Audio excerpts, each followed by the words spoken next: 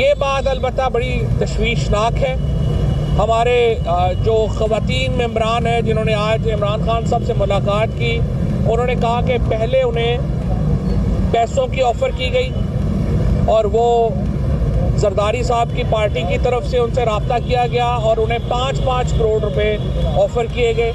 मैं सिंध के अवाम को ये कहना चाहता हूँ, ये आपका पैसा है जो पंजाब में हॉर्स ट्रेडिंग के ऊपर खर्च करने की कोशिश हुई है और की जा रही है। मैं अपने MPs को सलाम पेश करता हूँ जिन्होंने इन ऑफ़र्स को रिजेक्ट किया।